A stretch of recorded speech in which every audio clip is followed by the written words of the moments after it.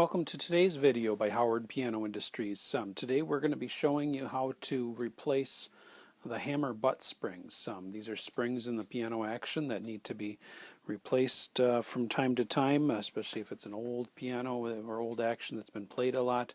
The springs can become weak, or they cannot glide very well, so there could be a couple of different reasons why you'd want to replace them. But we're going to walk you through the process of how to replace the springs.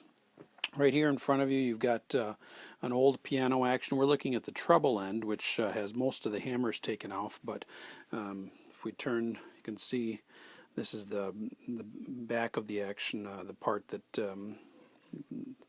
the hammers would be facing. So here we've got, I just have most of these hammers off, which makes it a little bit easier to see the springs.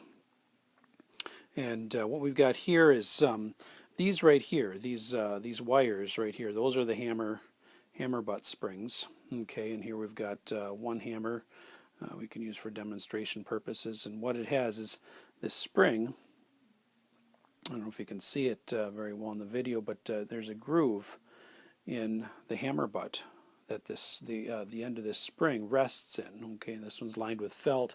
Sometimes they're not lined with felt. I'll give you a close-up of a hammer butt. This one just has some lubricant there to make the spring slide or glide more easily. The felt makes it so it glides too, but you'll see both. Usually the lubricant works a little bit better, so most of the newer actions don't have the felt in them.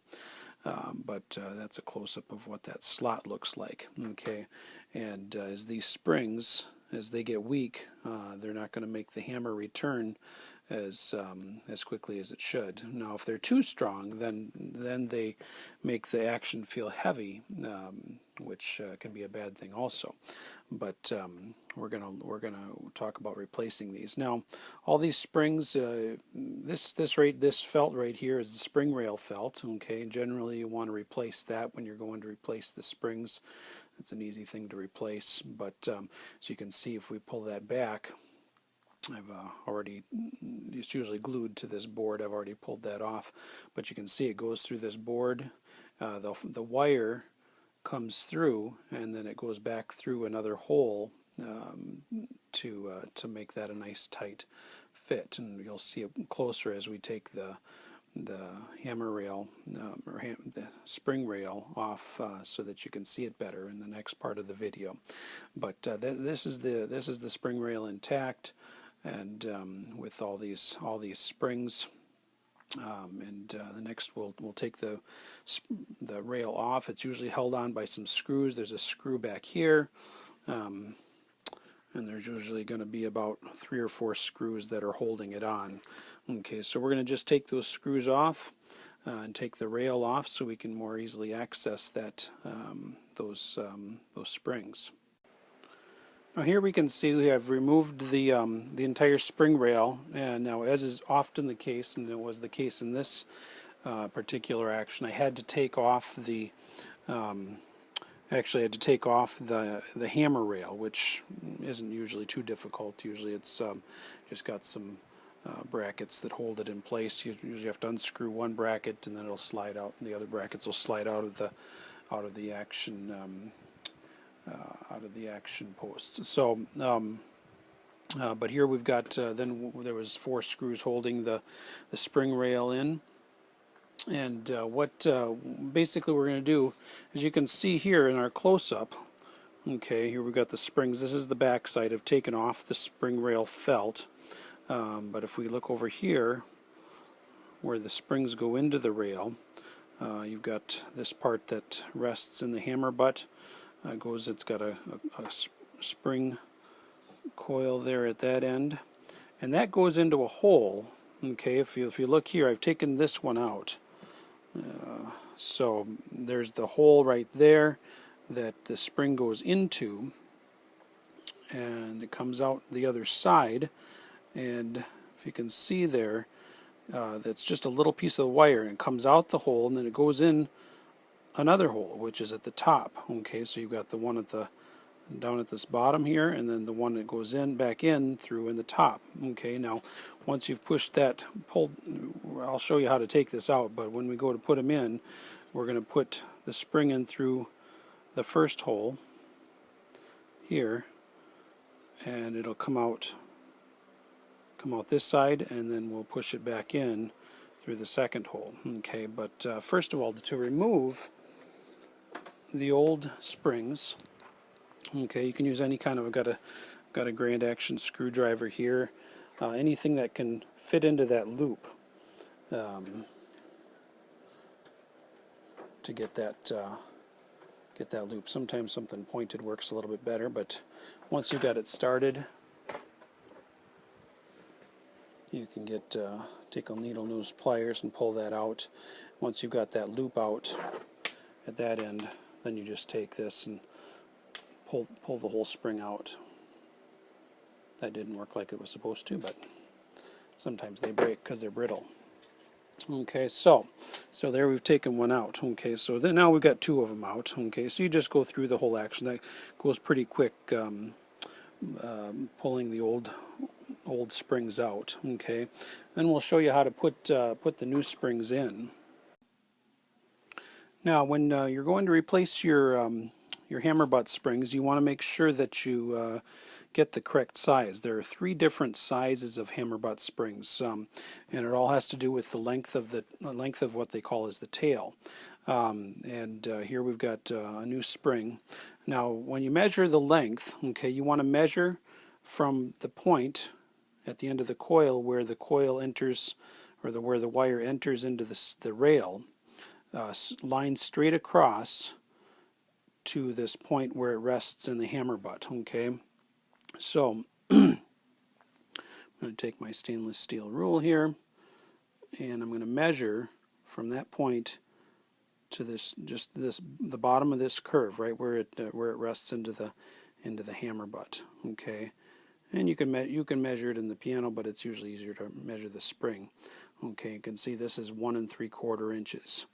There's longer ones, 1 and 2 inches as the other size, and we have smaller ones for spinet pianos, which I believe are 1 5/8. I can't remember offhand, but these are 1 3/4 inch.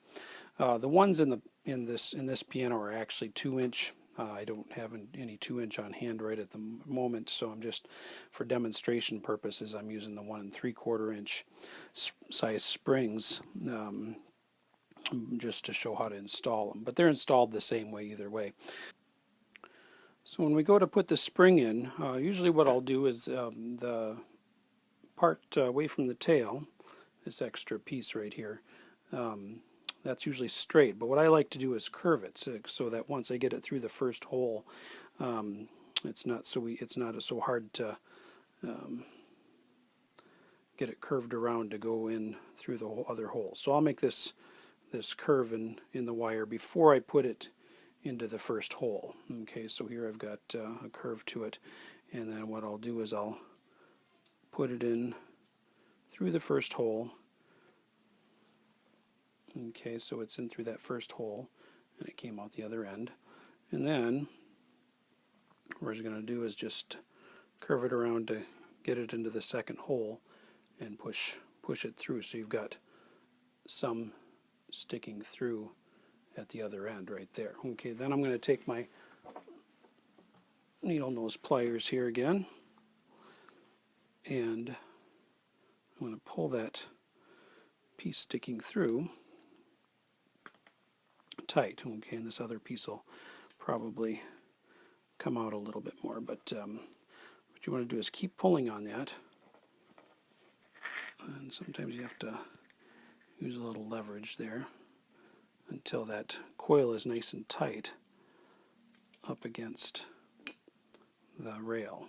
Okay, once you've got it there, then this end here, you'll have to usually straighten that out a little bit with the pliers. You're going to have to push that up so that it is going to be somewhat in line with the others. Okay, but you don't want it to be pushed up too much because you want to have enough tension. Okay, and you can adjust that forward or back as needed to adjust it to the right amount of tension. But main thing is you want that coil tight up against the rail. Okay, and then once you've got it in far enough, then you're going to cut off the excess tail that you've pulled in through. I've got some flush cut cutters here to cut that wire off flush with the outside of the rail. Okay, so you don't see that end of the wire. Okay, but here we've got the new spring. Okay, and I'm going to have to probably just push that up a little bit more so that it's even. Okay, you can tell these old ones,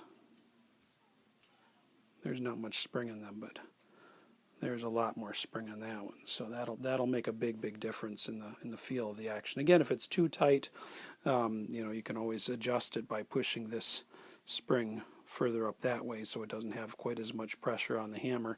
Because if it's too tight, again, you're going to have too heavy of an action. Okay, but that's basically the way to install the hammer butt springs. Fairly simple process. It'll take a little bit of time to do all 88 of them, but not complicated at all.